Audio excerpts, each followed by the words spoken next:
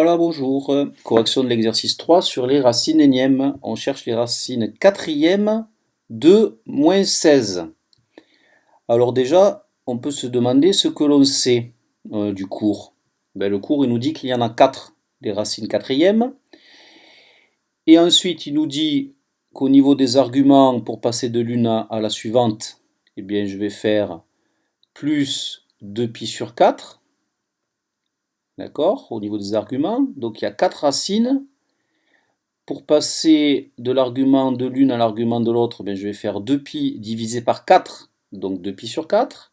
Et ensuite, je sais que les points images, ils sont sur un carré. D'accord? Donc ça, ce sont les trois choses déjà qu'on peut dire. Voilà. Donc on fait un petit résumé du cours que l'on connaît. Et du coup, ce qu'on fait, c'est qu'on va mettre z et moins 16 sous forme exponentielle. Z, c'est l'inconnu, c'est REI θ.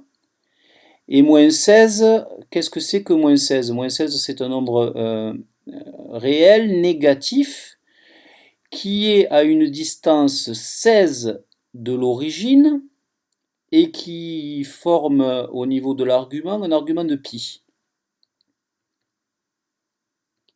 D'accord? Donc ça, c'est vraiment facile. Vous êtes dans votre plan complexe. Voilà. Et moins 16, il est ici.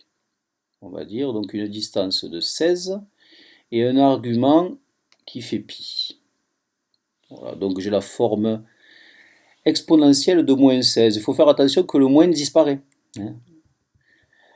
Donc le moins disparaît du fait de l'exponentielle ipi, l'exponentielle ipi valant moins 1. Voilà.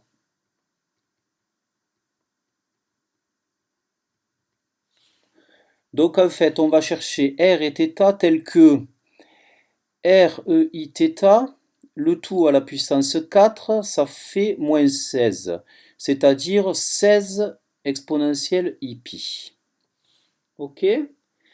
J'élève tout ceci à la puissance 4, donc ça équivaut à, on cherche R et θ tel que R puissance 4 EI 4 θ est égal à 16 EIpi.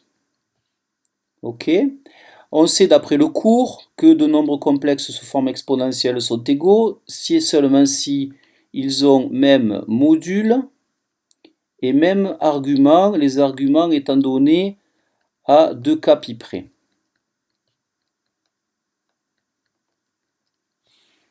D'accord? On cherche donc un nombre réel, le module étant un nombre réel, on cherche un nombre réel qui a pour puissance 4, 16, c'est-à-dire r égale 2.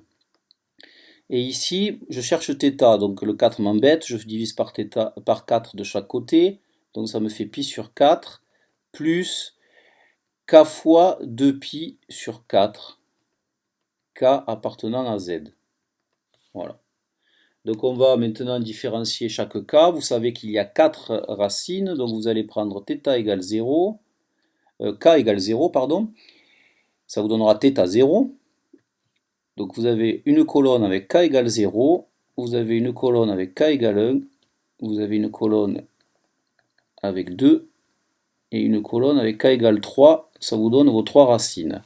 Je vais regarder les angles. Donc vous avez l'angle θ 0. Pour k égale 0, c'est pi sur 4. Vous avez l'angle θ1, c'est pi sur 4 plus 2 pi sur 4. Donc ça me fait 3 pi sur 4. Vous avez l'angle θ2, eh bien j'additionne encore 2 pi sur 4 à celui-là, 5 pi sur 4. Et vous avez l'angle θ3, vous additionnez 2 pi sur 4, 7 pi sur 4. Ça vous donne vos points images qui ont pour affixe Z0, qui va être donc R égale 2, EI pi sur 4. Ensuite, on a Z1, c'est toujours 2, exponentielle I 3 pi sur 4. Et etc., etc. 5 pi sur 4 pour ici l'argument. Et le dernier, exponentielle i 7pi sur 4. Voilà.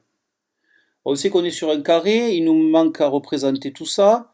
Donc je vais représenter, je suis sur un cercle d'abord de rayon 2, donc je fais un cercle. Voilà, vous le ferez au compas, bien entendu, le jour du bac. Il a pour rayon 2, on ne s'embête pas avec ça. Voilà, le premier, il est au niveau d'un angle pi sur 4, donc ben, je prends ici la diagonale et j'obtiens le point M0 d'affixe Z0, c'est-à-dire celui-ci. Et ensuite, j'ajoute à chaque fois, comme on a dit, hein, pi sur 2. On fait plus pi sur 2, ou alors plus 2pi sur 4, pour passer d'un angle à son suivant. D'accord? Donc, je suis à pi sur 4, je fais pi sur 2, je me retrouve ici 3pi sur 4. Après, je fais encore pi sur 2, je me retrouve ici à 5pi sur 4. Et le dernier se retrouvera ici à 7pi sur 4. À chaque fois, c'est les diagonales. Mon dessin n'est pas parfait. À chaque fois, bien entendu, ce sont les diagonales que je vais obtenir. Donc ici, vous avez M1, M2 et M3 au niveau des diagonales. À chaque fois, ici, j'ajoute pi sur 2. Ok, et donc mes points ils sont sur un carré. Ici qui est droit, hein, par rapport à un exercice précédent. Ils sont sur un polygone régulier à 4 côtés.